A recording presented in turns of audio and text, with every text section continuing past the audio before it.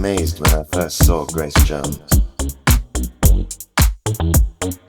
She was the first to take radical fashion out of its predictable Parisian context and bring it into the music scene where I had always thought it belonged. The first night watching her at Les Mouches, I already had decided to work with her.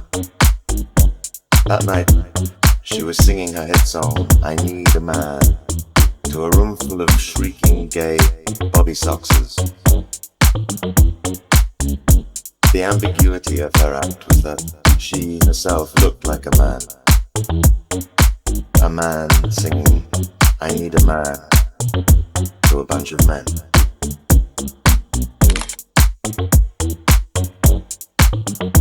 I could see how the average guy could get a little scared by her physical appearance.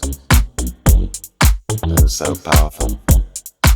I thought she was great. I was amazed when I first saw Grace Jones.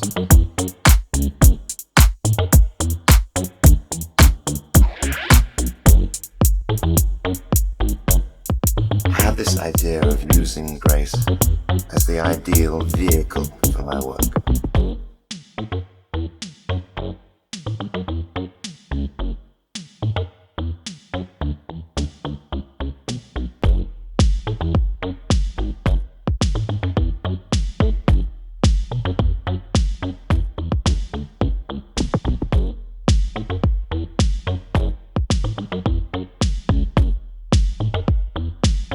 Rhythm is both the song's manacle and its demonic charge. It is the original breath. It is the whisper of unremitting demand. What do you still want of me, says the singer? What do you think you can still draw from my lips? Exact presence that no fantasy can represent. Purveyor of the oldest secret. Alive with the blood that boils again and is pulsing where the rhythm is torn apart. How your singer's blood is incensed at the depth of sound. Lacerations echo in the mouth's open erotic sky, where dance together the lost frenzies of rhythm and an imploring immobility. Ladies and gentlemen, Miss Grace Jones.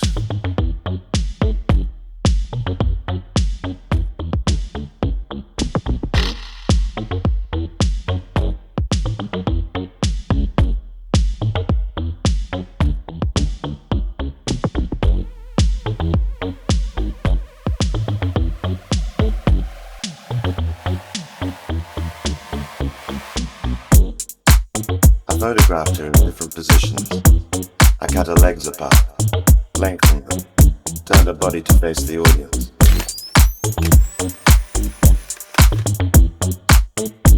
Soon, I found myself living to the very fast rhythm of Grace Jones.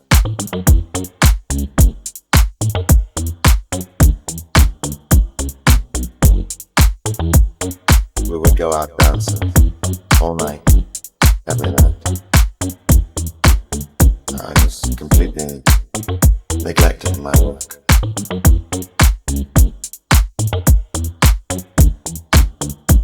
An intense, hysterical romance developed between Grace and me.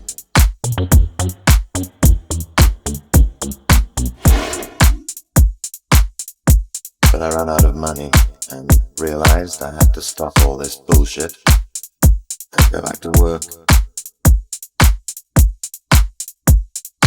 I had this idea of using Grace as the ideal vehicle for my work.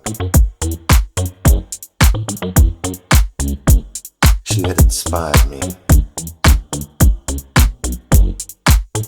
On tour, we used to improvise, thinking of an idea at breakfast and working it out directly on stage.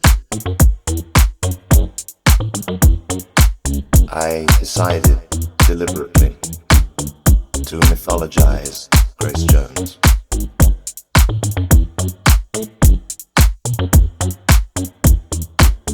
Black, shiny, muscular people are aerodynamic.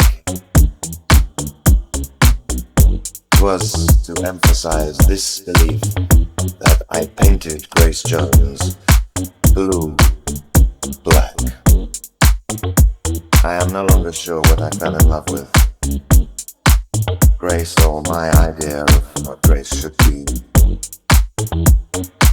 For the 2 years following the birth of our son, there was nothing else in my life.